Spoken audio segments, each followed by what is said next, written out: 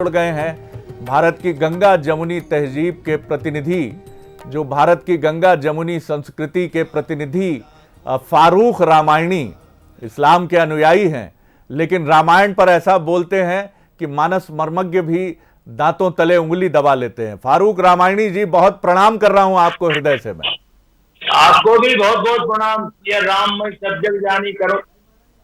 जी बिल्कुल ठीक कहा आपने। मेरी आवाज स्पष्ट रूप से सुन पा रहे हैं आप?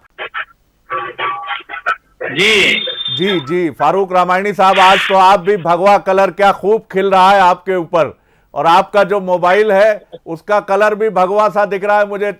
अब मुझे बताइए पहले, वाह वाह वाह, कमाल है। आवाज मेरी सुन पा रहे हैं ना आप ठीक से? जी आप पहले तो मुझे यही बताइए कि आज किस तरह की अनुभूति आपकी भी है। रामायण पर खूब बोलते रहे हैं आप, और हम लोग खूब सुनते रहे हैं आपको एक मानस विशेषज्ञ के रूप में, एक मानस मर्मज्ञ के तौर पर। क्या कहेंगे इस क्षण के लिए रामायणी साहब? भाई क्षण के लिए बरसों से इंतजार प्रतीक्षारत थे हम लोग। जी, भारत की भूमि पे आज भगवान राघवेंद्र सरकार प्रभु राम का मंदिर की भूमि पूजन हो रही है, और देश के प्रधानमंत्री इसके लिए कर रहे हैं। इससे विलक्षण क्षण और हमारे जीवन का दूसरा हो क्या सकता है? जी जी, वाह वाह वाह। और बल्कि इस संदर्भ में एक लाइन आपके सामने कर दूं कि जिन्हें सब राम कहते हैं, जी, जिन्हें सब राम कहते हैं उन्हें हम भी अदब से सलाम कहते हैं। आहा, वाह वाह वाह वाह वाह। जिन्हें सब राम कहते हैं उन्हें हम अदब से सलाम करते हैं। वाह फारूकी साहब, वाह, गजब है, गजब है। इस समय आपको रामायण का कौन सा प्रसंग याद आता है? राम जब लौटे थे लंका विजय के बाद, और रावण को परास्त करने के बाद, और रावण जब उस युद्ध में भगवान राम के हाथों मारा गया, तो पूरी अयोध्या उस दिन सोई नहीं थी और इंतजार कर रही थी, प्रतीक्षा कर रही थी कि हे राम, आप इस वनवास के बाद और एक अद्भुत युद्ध के समापन के बाद लौट रहे हैं माता जानकी के साथ। क्या कहेंगे उस प्रसंग की कुछ स्मृतियां अगर आप हमारे साथ बांटना चाहें? जी रामायणी साहब। जी जी जी सर, मैं बिल्कुल बांटूंगा आपको।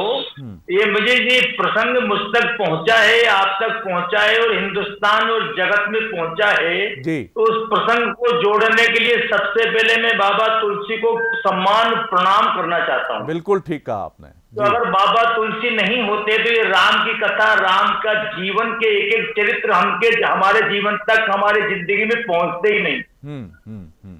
बिल्कुल सही तो कहा। तुलसी बाबा के सम्मान में चंद लाइनें आपकी खिदमत में पेश नजर करता हूँ। वाह वाह, इरशाद। जी, कि रत्नावली ने तुलसी को जो तन्हाइयां दी, जी, रत्नावली ने तुलसी को जो तन्हाइयां दी, उन तन्हाइयों ने प्रेम को गहराइयां दी, उन गहराइयों ने भक्ति को ऊंचाइयां दी, और उन ऊंचाइयों ने हम सबको चौपाइयां दी। आहा, वाह वाह वाह वाह, क्या बात कही है रामायणी साहब। वाह, एक बार और कहिए सर। वाह जी, एक बार और कहिए। रत्नावली ने तुलसी को जो तन्हाइयां दी, जी, रत्नावली ने तुलसी को जो तन्हाइयां दी, उन तन्हाइयों ने प्रेम को गहराइयां दी, जी, उन गहराइयों ने भक्ति को ऊंचाइयां दी, और उन ऊंचाइयों ने हम सबको चौपाइयां दी। आहा, वाह वाह वाह। और इस पर मैं जरूर थोड़ा सा व्यूअर्स को बता दूं कि तुलसीदास जी अपनी पत्नी के प्रेम में बड़े आसक्त भाव से,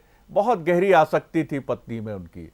और एक बार जब उनकी पत्नी मायके गई थी तो तुलसीदास वियोग में इतने व्याकुल हुए कि उफनती नदी, वर्षा का मौसम था, एक मुर्दे को उन्होंने नाव की तरह इस्तेमाल किया और नदी पार की, और अपनी पत्नी तक पहुंचने के लिए एक बहुत बड़े सर्प को रस्सी समझकर, रस्सी की तरह पकड़कर वो भवन की ऊपरी मंजिल तक पहुंचे। और जब रत्नावली के सामने पहुंचे तो रत्नावली ने कहा कि इतनी उफनती नदी मुर्दे पर बैठकर पार की आपने, और सर्प को रस्सी समझकर आप यहां तक आए स्वामी। इस हाड़ मास के शरीर से इतना प्रेम किया आपने, अगर इसके बजाय राम से प्रेम करते तो तर जाते। और ये वो क्षण था जब राम की तरफ मुड़े तुलसीदास, और ये काफिला वाहनों का चल पड़ा है राम मंदिर शिलान्यास कार्यक्रम की तरफ, जहां मंदिर का भूमि पूजन होगा, शिलान्यास होगा। तो ऐसे तुलसीदास रूपांतरित हुए राम की तरफ। ईश्वर से बहुत प्रार्थना है, राम से बहुत प्रार्थना है, रूपांतरण हम सबके भीतर भी हो, हम सबके भीतर भी ऐसा ही रूपांतरण हो कि हम ईश्वर की तरफ चल निकलें। कोई ना कोई कारण